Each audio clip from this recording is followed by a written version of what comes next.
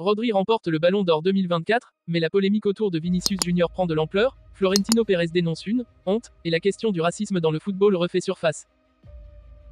Avant de commencer, si c'est la première fois que tu passes ici, je t'invite à t'abonner, c'est gratuit, ça prend 2 secondes et ça fait plaisir.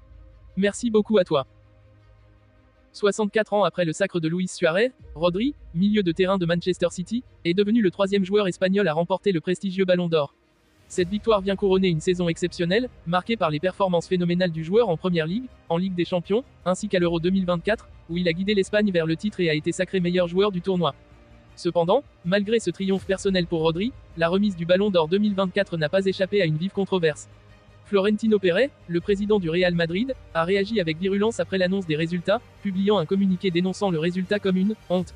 Selon lui, c'est Vinicius Junior, l'ailier brésilien du Real Madrid, qui aurait dû remporter ce trophée, et non Rodri. Le triomphe de Rodri est l'ombre de la controverse autour de Vinicius. Rodri a sans conteste réalisé une saison exceptionnelle. Ses 12 buts et 14 passes décisives en 63 matchs pour un milieu défensif sont impressionnants. Sous la direction de Pep Guardiola, il a été l'épine dorsale de Manchester City, dominant le milieu de terrain avec une régularité et une intelligence de jeu remarquables. Mais c'est sa performance à l'Euro 2024 qui a véritablement scellé son succès pour le Ballon d'Or. Il a été le leader incontesté de l'Espagne, orchestrant chaque action avec une précision tactique et une présence physique indéniable. Cependant, Florentino Pérez n'est pas d'accord avec cette décision. Dans son communiqué, il a déclaré « C'est une honte. Vinicius Junior mérite ce Ballon d'Or plus que quiconque. Il a montré sur le terrain qu'il était l'un des meilleurs, sinon le meilleur cette saison. » Pour Pérez, Vinicius Junior, auteur de 26 buts et 11 passes décisives en 48 matchs avec le Real Madrid, aurait dû être reconnu pour son talent exceptionnel et son impact décisif dans les compétitions auxquelles il a participé.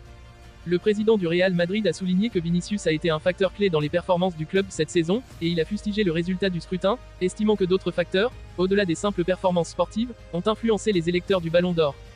Vinicius Junior, victime de critiques et de racisme.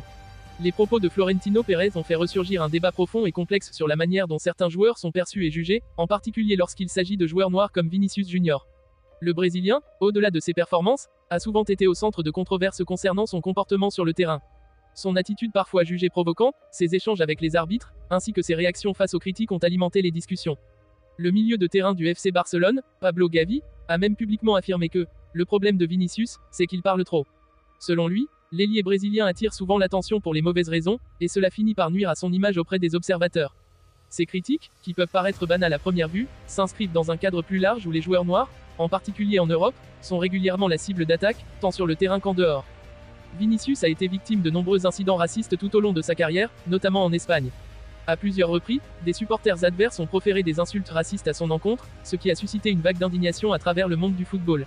La question qui se pose alors est de savoir si le comportement de Vinicius est jugé de manière équitable, ou si la perception de ses actions est teintée par des préjugés raciaux. Racisme et football, un problème structurel. Le racisme dans le football n'est malheureusement pas un phénomène nouveau.